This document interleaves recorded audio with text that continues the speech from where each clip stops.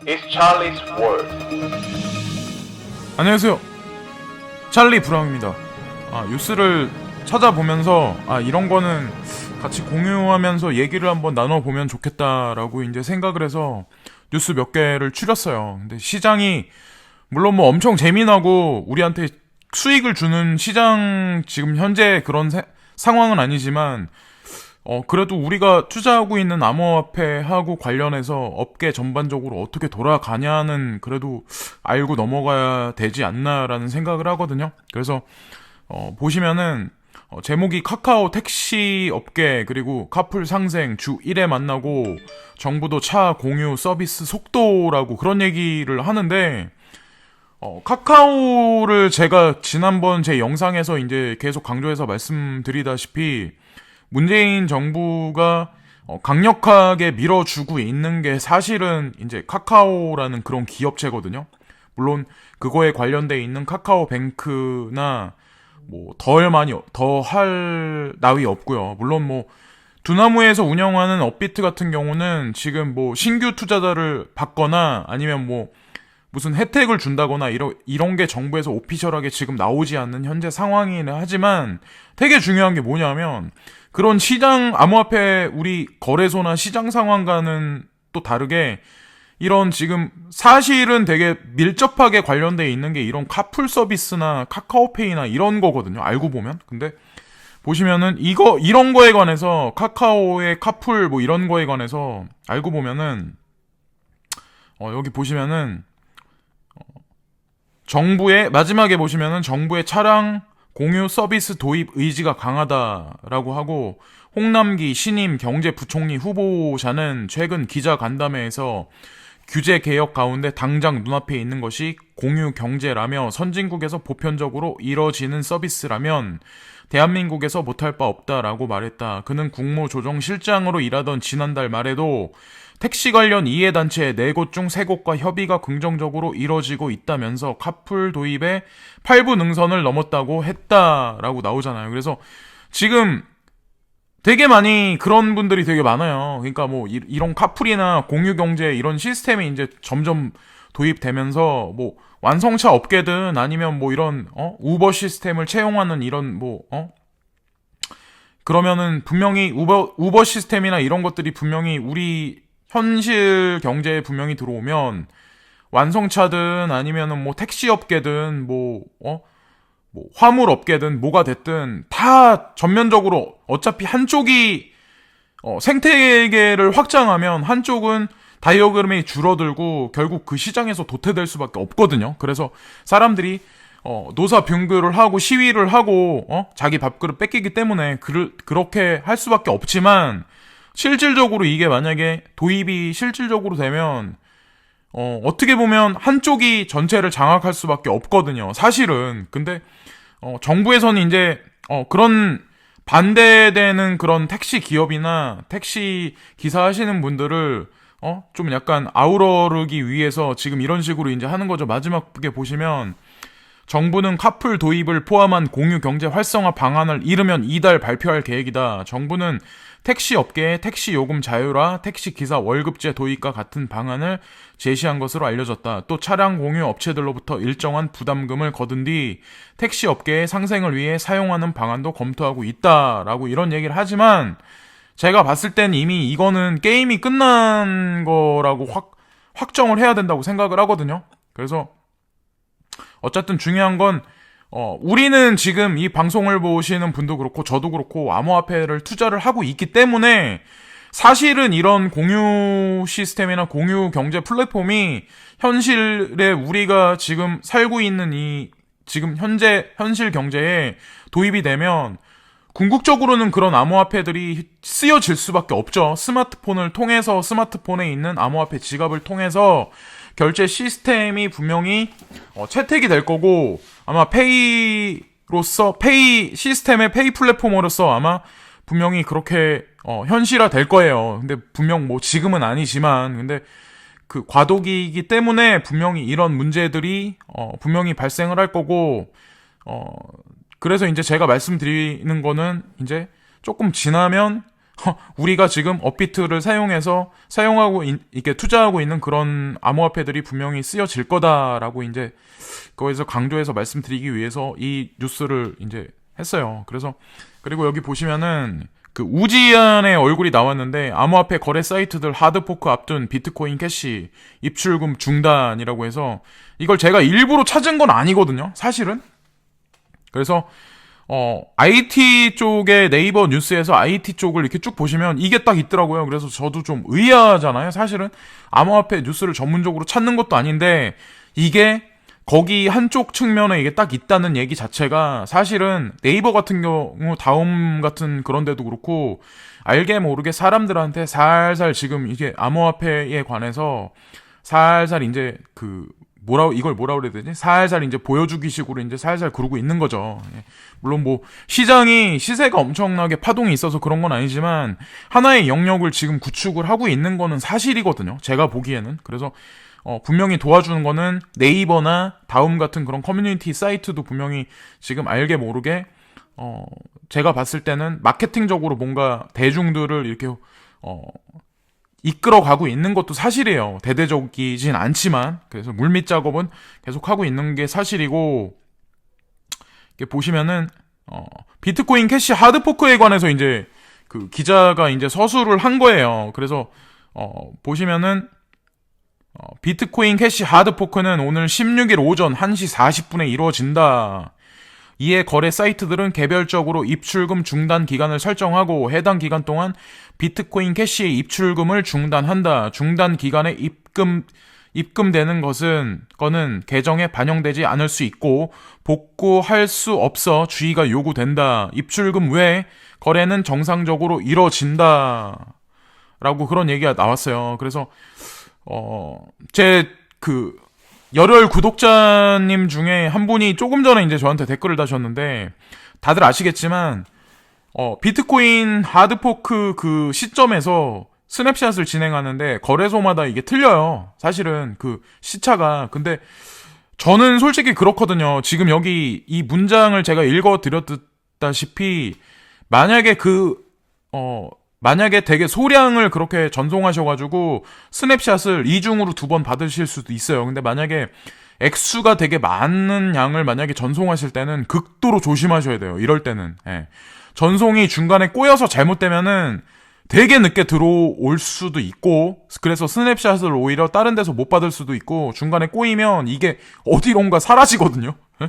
그런 거를 제가 누구한테 예전에도 이제 누군가 포크할 때 그걸 그렇게 해서 손해를 좀 많이 보수신 적이 있어요. 그래서 신중에 신중을 기하셔야 된다는 거죠. 이럴 때는. 예, 중소 거래소는 조금 많이 피하셔야 되고, 중급 대형 규모 이상 되는 좀 약간 좀 안전한 거래소에 잘 보관을 하셨다가 스냅샷을 받으시는 게 저는 좀 낫다고 생각을 해요. 오히려 그렇게 선택을 하시는 게. 그래서 그렇게 나왔고, 지금 보시면은 마지막 부분에 보시면은 BSV는 비트코인 캐시와 별도로 하드포크 후 주요 거래 사이트에 상장할 것으로 전망된다. 단 안정성 문제로 거래를 지원하겠다. 확언한 거래 사이트는 많지 않다. BSV 상장 계획을 발표한 코인언도 결점이 발견될 경우 상장이 취소 혹은 연기될 수 있다고 밝힌 상태다라고 나오죠. 그래서 지금 양 진영 간의 극도로 약간 와해되는 분위기에다가 공포심이 엄청나게 유발돼가지고 이게 어떻게 될 것 같이 막 이렇게 몰아가는 매스컴이 되게 많은데, 저는 결국에는 양쪽 진영 다 어떤 궁극적으로 확장을 위한 비트코인 캐시의 확장을 위한 하나의, 그냥 제가 계속해서 강조해서 말씀드리지만 하나의 연극이다. 그래서 이게 잘못돼가지고 무슨 뭐 그렇게 된다는 저는 생각을 안 하거든요. 분명히 예전에 이제 그런 게 있었어요. 비트코인 캐시가 그냥 어떤 뭐 페이 결제 시스템으로서 그것뿐만 아니라 플랫폼 코인으로서의 도약을 위한 포크도 진행을 할 거다. 워몰이라고 이제 그런 얘기가 있었잖아요. 그래서 그런 거 하고도 어떻게 보면은 약간 관련이 있다고 생각을 하거든요. 그래서 이번 계기를 통해서 아마 제가 봤을 때는 좀 비트코인 캐시가 색다르게 나가지 않을까라는 그런 말을 다시 한번 말씀을 드릴게요. 그래서 저는 물론 엄청나게 고가에 산 건 아니지만 고가에 물려있는 것도 사실이에요. 왜냐면은 그 계산을 제가 이렇게 할 수가 없잖아요. 그래서 저는 물론 제가 생각하는 가격대가 있거든요. 만약에 이걸 현금화하면 저는 1,000만 원이거든요. 하나에. 그래서 그 정도가에는 팔 생각이 있는데 그 이후 이전에는 저는 팔 생각이 없어요. 중간에 뭐 다른 코인은 뭐 이렇게 트레이딩 할 의향이 있는데 BK 같은 경우는 그냥 내비로 두려고 하거든요. 오히려. 그래서 뭐 중장기로 봤을 땐 어떻게 될지 모르지만 재미난 일이 있을 것 같다. 그리고 이것도 한번 말씀드리는 게 나을 것 같아서 여기 보시면은 제가 이거 예전에 이제 한번 말씀드린 적이 있는데 소프트뱅크 사무실 공유 플랫폼 위워크에 30억 불 추가 투자 약속이라고 했는데 소뱅에서 예전에 이제 그 위워크에다가 26조인가 아마 엄청난 돈을 투자를 했었어요. 아마 기사를 지난번 거 찾아보시면 아시겠지만 근데 여기다가 지금 이게 14일 날 나온 뉴스인데 투자를 더 한다는 얘기잖아요. 그래서 이게 제가 지금 보시면은 외신 IPO 앞둔 위워크 가치 최소 420억으로 뛸 것. 올해도 여전히 적자. 근데 소뱅에서 되게 의아한 게 뭐냐면 쿠팡 같은 경우도 3년 내내 계속 적자라고 하잖아요. 물론 거기서 순이익이 발생한 거에 다시 재투자된 것도 분명히 있지만 저는 이제 그런 생각을 하거든요. 소뱅에서 하는 어떤 그 손정희의 투자 전략 같은 경우는 이제 투자하는 기간 내에 전면적으로 이렇게 자기네 발톱이나 아니면 그 숨겨진 그런 거에 관해서 사람들한테 이제 오피셜하게 내놓진 않아요. 근데 지금 이것도 제가 보기에는 어떤 거냐면 이제 물류 시스템이나 이런 쪽도 분명히 쿠팡에서 제가 이제 이거는 단언해서 말씀드리는데 5G 시스템이 만약에 공론화되고 그게 만약에 시장에 장착이 되잖아요. 그러니까 한국 같은 경우 3개 통신사가 움직여가지고 그렇게 돼서 만약에 그렇게 되면 5G 통신 기술을 이용해서 분명히 쿠팡에서는 자율주행 차라든가 아니면은 본인들이 물류 시스템에 관해서 아마 어떤 플랫폼을 완성시킨 거를 아마 도입을 해서 아마 타 물류 업체보다 되게 많이 이렇게 업그레이드 돼서 시장 장악할 확률이 되게 높거든요. 제가 봤을 때는 오히려 1일 1배송 원칙으로 예전서부터 계속 했었는데 거기다가 전기 화물차에다가 그런 것까지 만약에 아마 한 대다가 5G 서비스에다가 자율주행 그것까지 아마 시장 선도를 한다면 아마 파급력이 아마 엄청날 거라는 생각을 해요. 제가 개인적으로 봤을 땐. 그리고 그게 뭐 제가 그냥 개인적으로 생각한 내피셜이기 때문에 그렇게 된다 안 된다 말씀은 못 드리지만 손정희가 지금 구축해서 지금 계속해서 사서 계속 지분을 계속 늘려간 기업들하고 분명히 연관 관계가 있다고 생각을 하거든요. 거기에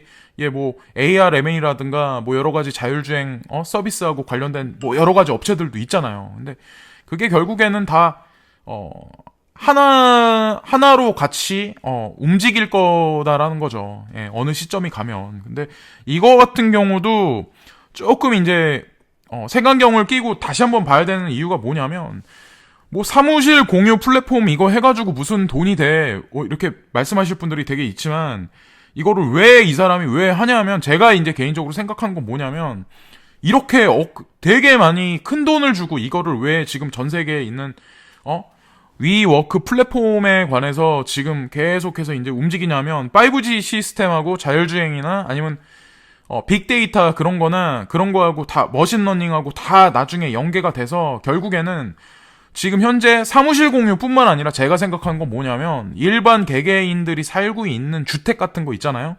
주택이든 땅이 됐든 뭐가 됐든 그런 어떤 데이터베이스까지 아마 이 위워크에서 제가 봤을 때는 다 땡겨서 중간에 수수료를 챙기든 아니면 그 부동산 공유 부동산 스페이스 공간 된 어떤 그런 플랫폼상에서 뭔가 본인들이 추구하고 지금 움직이고 있는 물류 시스템이나 우버하고 다시 한번 연결을 시켜서 움직일 확률이 되게 높다는 거죠. 예, 제가 봤을 때는 그런 그림까지 아마 손정희가 그리고 있지 않나라는 생각을 해요. 그리고 자금력도 엄청나기 때문에 1 비전 펀드 마치고 2 비전 펀드, 3 비전 펀드까지 이미 오피셜하게 벌써 발언을 했기 때문에 거기까지 아마 시장을 보면 조금 큰 그림으로 봤을 때는 그렇지 않을까라는 생각을 하고, 지금도 되게 많이 위워크 같은 경우도 되게 많이 손해라고 하잖아요. 여기 보면은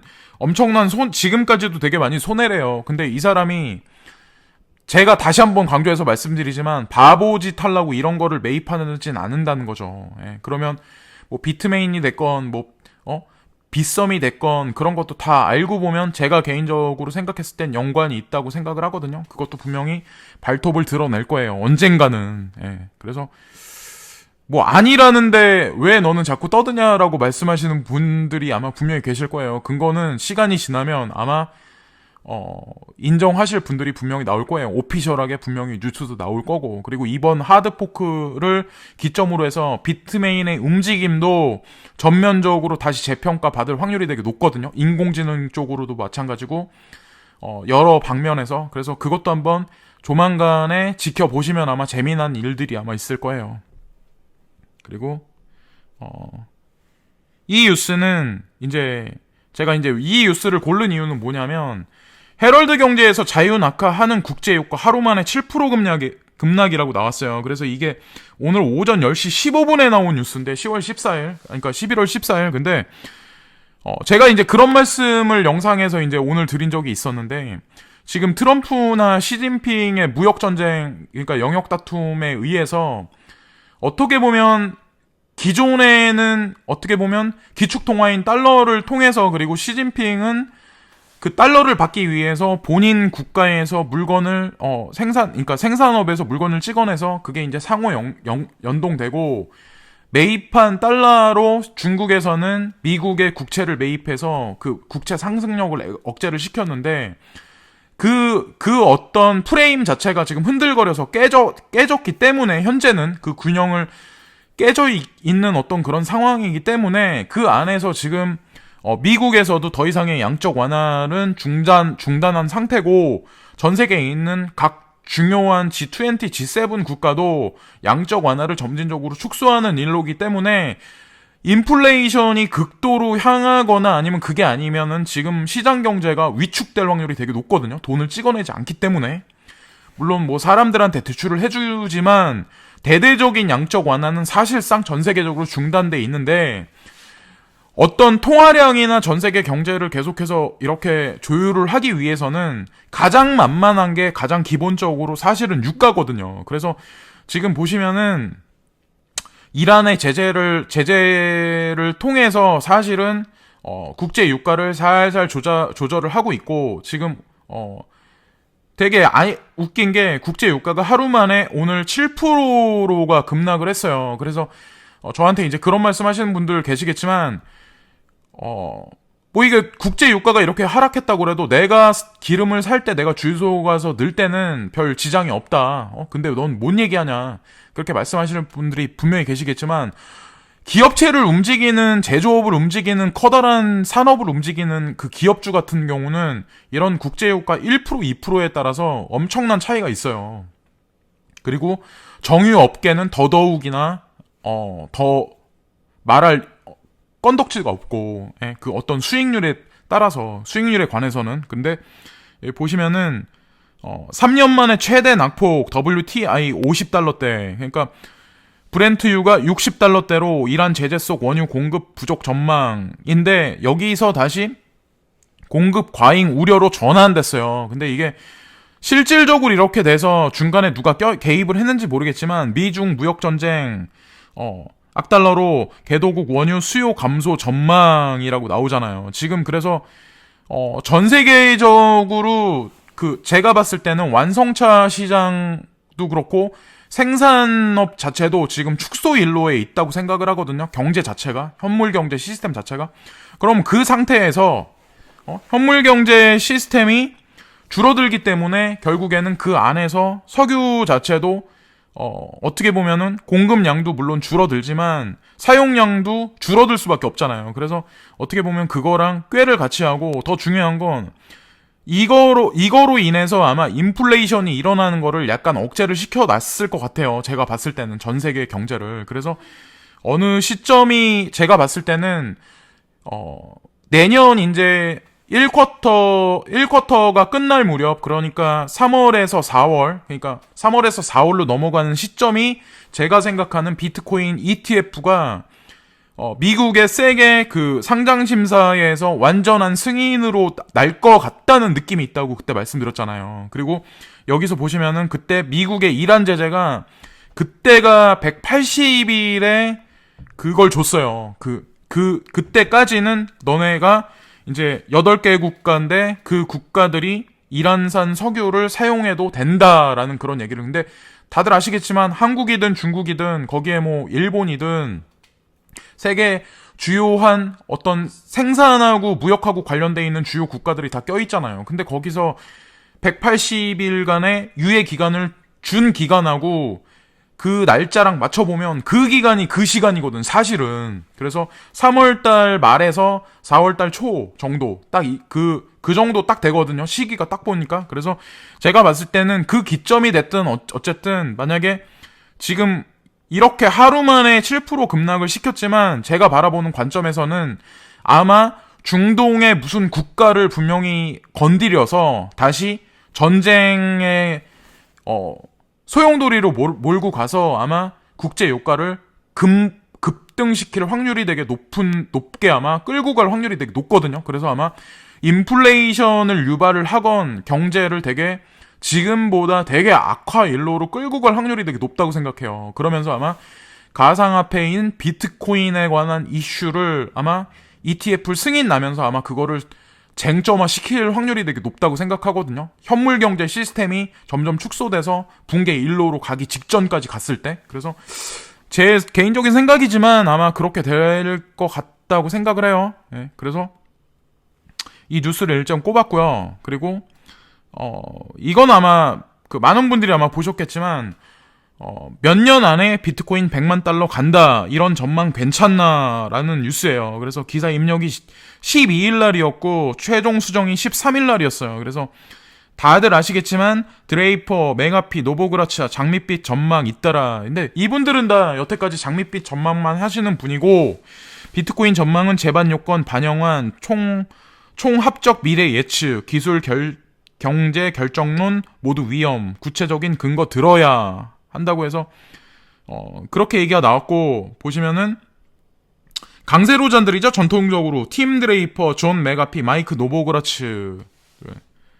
그래서 이분들이 10일날 미국의 가상화폐 전문 매체 코인텔레그래프 보도에 따르면 유명 벤처 투자자 팀 드레이퍼는 비트코인 가격이 2022년에는 하나로 2억 8천만 원에 육박할 것이라고 내다봤다 라고 나오죠. 그래서 현재 700만 원대인 비트코인이 3, 4년 만에 40배 가까이 오른다고 본 것이다 라고 나와요. 근데 그분은 그렇게 말씀을 하셨고, 그리고 존 메가피라고 가장 많이 이 사람이 희망의 로를 돌린 사람인데, 이 사람은 2020년까지 100만 달러, 그러니까 11억 3천만 원까지 뛸 것으로 예상했다라고 해서 이 사람이 가장 많이 희망의 로를 돌리는 사람이거든요, 사실은.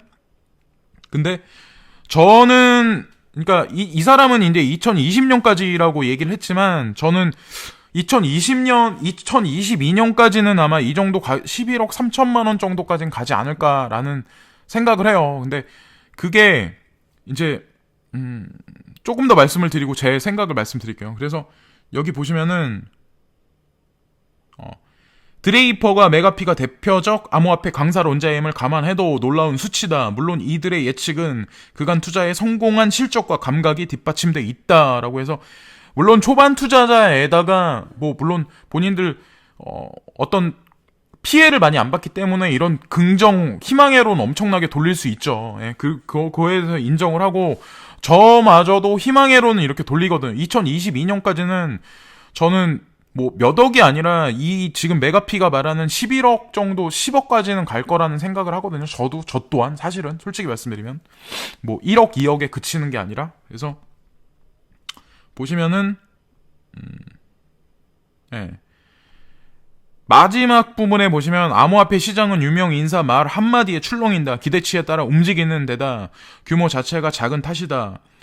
고래들이 움직이는 시장이란 표현이 딱 맞다. 그들 스스로 투자자여서 모럴 해저드 도덕적 회의 논란이 일 여지다. 이런 때일수록 발언도 조심스럽게 보도도 가려하면서 해야 하는 게 아닐까라고 기자가 이제 마지막에 그런 말을 적었는데, 이 사람들이 사실 메가피도 그렇고 노보고라츠도 그렇고 이런 얘기 할 때는 사실 어느 정도 근거 있기 때문에 사실 하는 거거든요. 왜냐면 현물 경제 전체 지금 시장 경제 그 볼륨이 있고, 여태까지 역대 없던 암호화폐 경제 시스템이 그 현물 경제 시스템의 다이어그램을 어느 정도 가져온다고 해도 사실은 이 가격대가 사실은 가능한 거거든요. 그리고 양적 완화가 멈춰있는 상태에서 지금 어떻게 보면은 캐시리스 소사이어티로 가고 있기 때문에 이 가격대가 나와줘야 결국에는 이게 가상현실이 됐든 아니면 뭐 공유경제 시스템에서 사람이 중간에 개입되지 않은 그런 상황에서 페이 결제 시스템에서 분명히 이게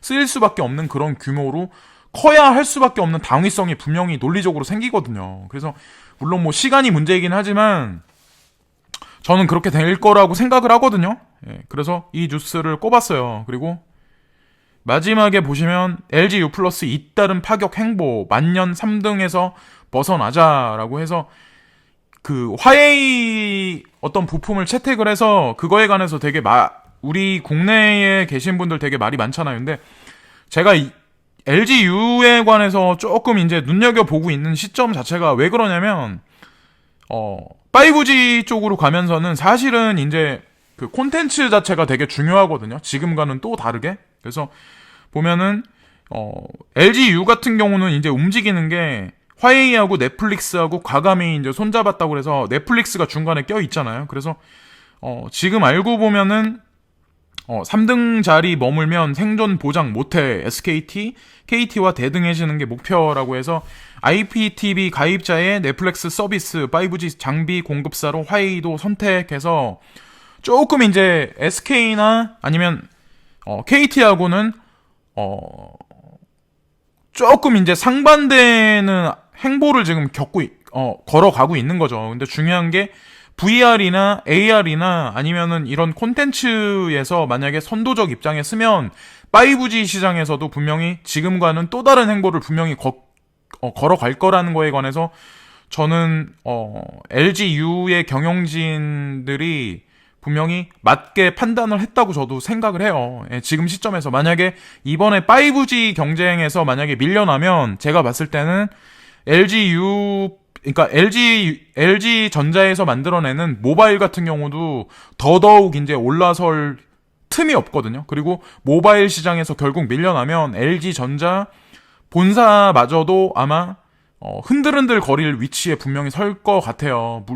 물론 백색 가전이 중추적 자리의 역할을 해서 캐시카우 역할을 하고 있는 건 사실이지만 모바일을 통한 어떤 백색 가전의 연동에 관해서 만약에 그 시장 IoT 그 시장에서 만약에 밀려나면 저는 존재감 자체가 궁극적으로 향후 시장에서는 많이 사라질 거라고 생각을 하거든요. 그래서 이번에 아마 거세게 아마 움직일 확률이 높아요. 근데 제가 생각하는 거는 LGU가 화웨이하고 움직이고 화웨이가 되게 웃긴 게 뭐냐면 소뱅에서 되게 많이 거금을 들여서 투자한 ARM이라는 그 ARM이라는 그 집적 메모리 반도체를 설계하는 회사하고 관련이 되게 밀접하게 있고 인공지능 메모리 반도체랑도 되게 많이 그러니까 밀접하게 관련이 있는 게 사실은 그 ARM이라는 그 회사거든요. ARM이라는 회사. 그래서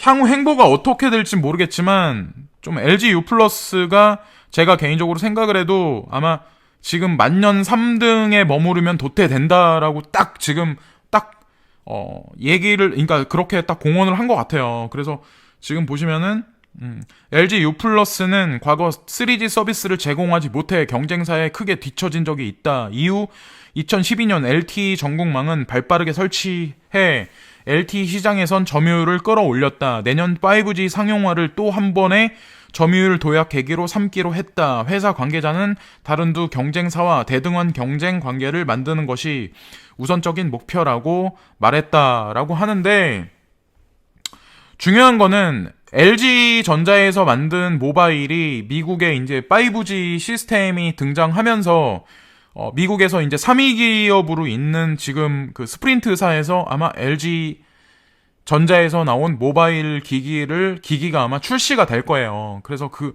이후에 이제 어떻게 움직일지 모르겠지만 그 안에 부품이 들어가는 게 아마 ARM에서 설계된 칩셋이 아마 들어가지 않을까라는 생각을 하고, 그게 저전력 면이나 그런 면에서 만약에 효율적으로 입증이 만약에 된다면, 그리고 배터리 같은 경우도 만약에 강점을 훨씬 부각이 되겠죠. 그래서 저전력으로 가면, 근데 만약에 타사 제품이 이게 삼성이든 애플이든 예를 들어서 만약에 5G로 가면서는 배터리 소모량이 2배 이상으로 늘어나는데, 그 상황에서 만약에 LG 전자에서 만들어낸 모바일보다 만약에 조금이라도 만약에 어느 한쪽 면에서 안 좋게 판명이 분명히 나면 LG한테는 분명히 절호의 찬스가 아마 주어질 거예요. 그때가. 그래서 그거는 이제 내년 가보면 이제 그거에 관한 실체가 드러날 거고요. 예.